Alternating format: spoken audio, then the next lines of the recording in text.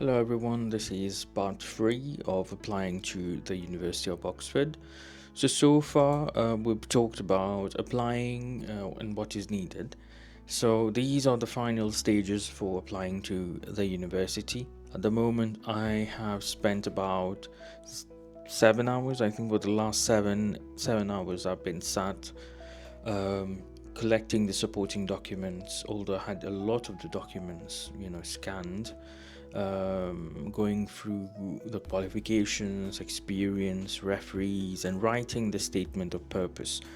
Now, the statement of purpose was only 500 words, so I had to condense a lot of it into that small format.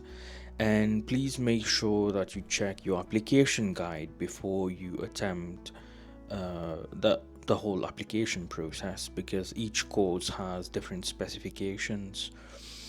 So there are different tabs on from what I can see on the application form. So there's the application type, the course, your contact details, something a little bit about you, and referees. This is point number 1. Under the referees section, there is something that I didn't really understand until it had happened. So I had listed my referees, and in my head, I thought that because I haven't paid or completed or submitted the whole application yet, so the university or the application is still, pending, and the university will not send out the requests before I pay the money. Unfortunately, this is not true. The moment that I had clicked on the references are ready to be contacted, in my head it was once I pay for it, the university will send out the requests.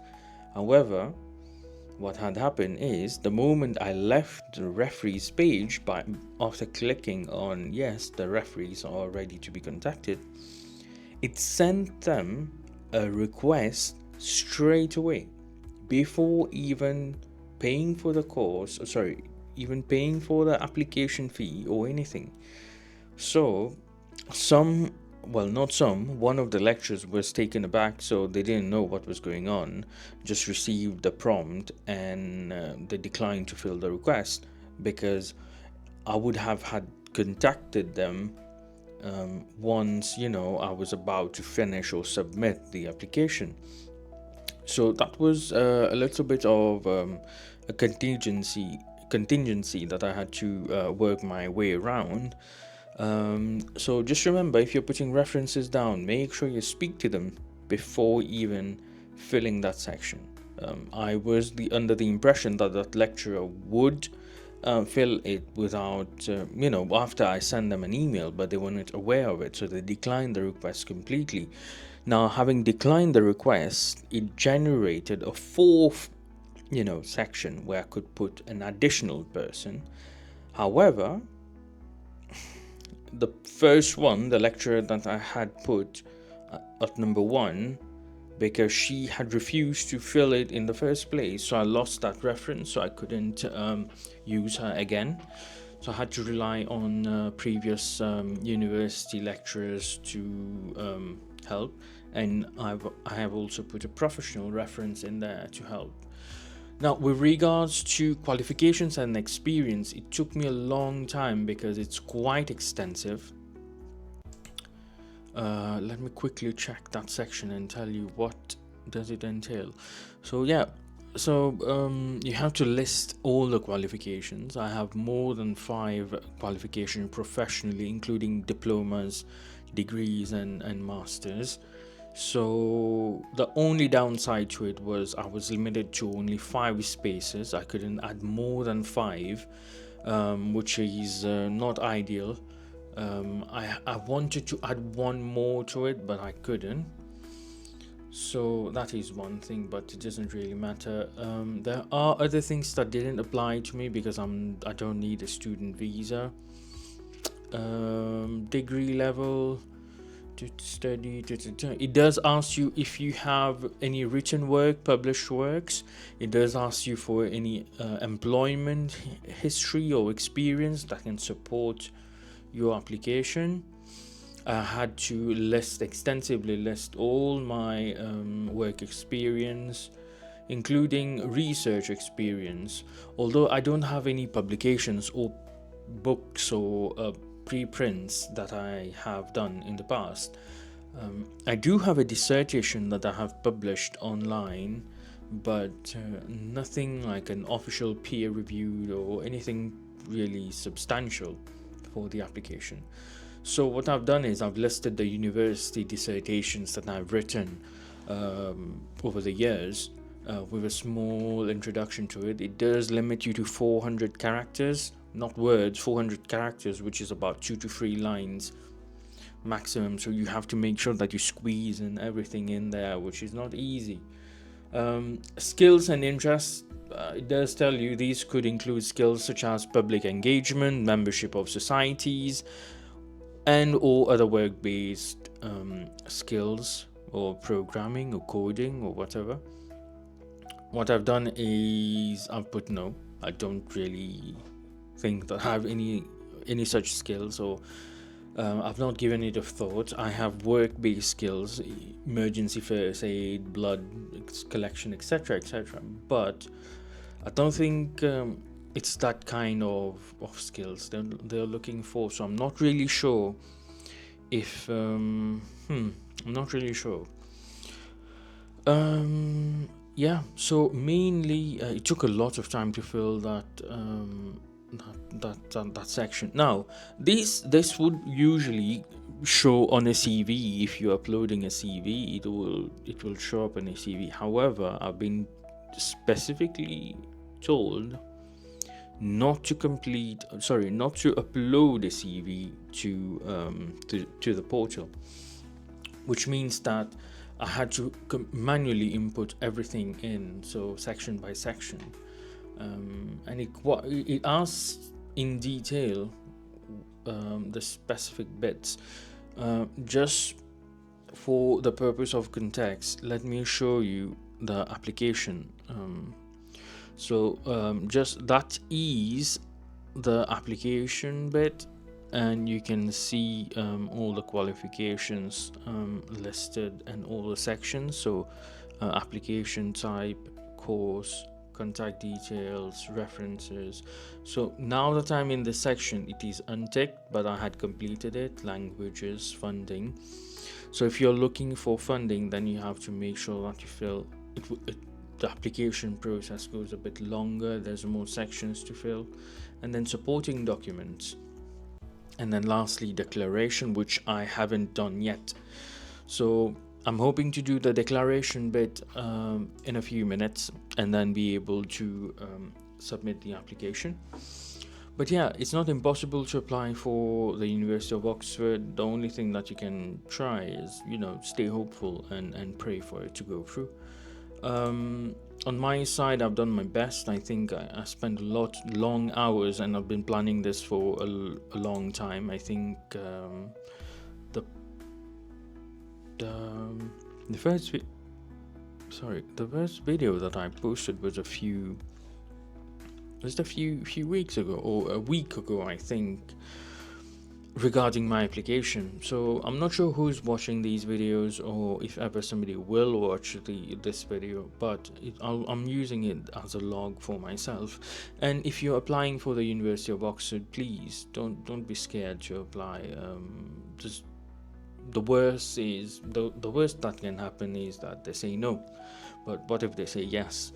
So I'm going to try my luck and send this through and see what happens, and hopefully we'll get some kind of update, and maybe if everything goes well, I'll be doing a campus tour in a few months.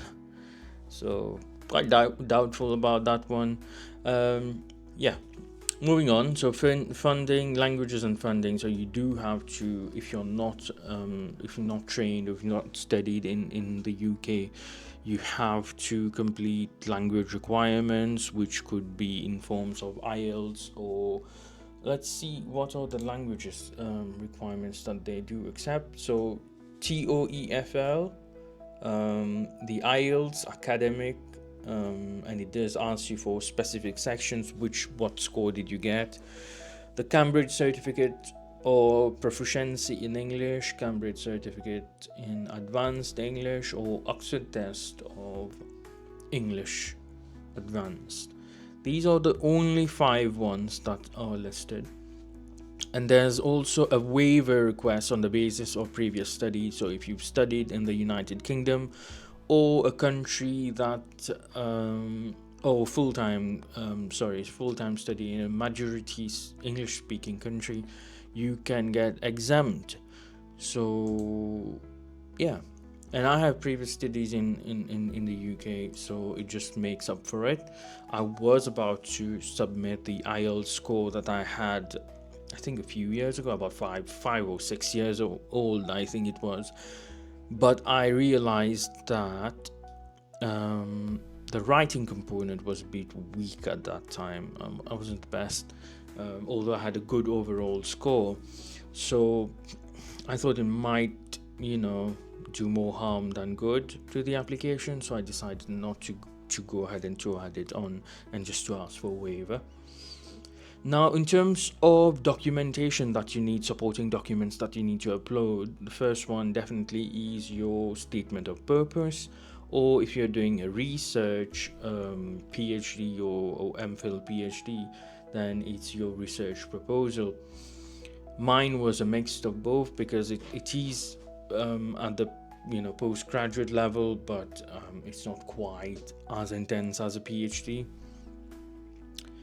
And transcripts. Now, with regards to transcripts, there's only 5 files that you can upload. So for those 5 qualifications that I had uploaded, I could upload only 5 files. I usually tend to break them down in terms of the degree itself, the transcript, and again degree transcript. Sometimes it's up to 2-3 pages, but I had to merge everything together. So let's say for my law degree, I merged the certificate with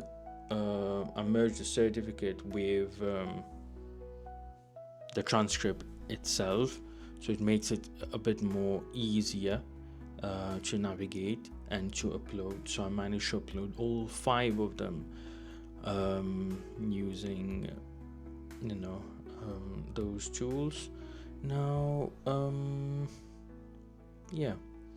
so these are the qualifications bit of it. Now the last bit is declaration. So I just need to make sure that I complete this section, and then it would go to pay and submit. So yeah, I think that's everything that we need at the moment. The application fee is £75 because I'm not because I'm not applying for funding, or I'm not exempt from the application fee. So the application fee is £75 for taught courses and £20 for research courses. So I think they are more lenient with research courses because a lot of them do not end up being accepted. So if they keep on charging people for the same course, it might look like they're trying to get money out of it, but it's essentially maybe to cover any academic or administrative bit when you do an application, which is fair, to be honest. And a taught course definitely will entail more rigorous administrative scrutiny. So yeah, so what I'll do is I'm going to submit the application today.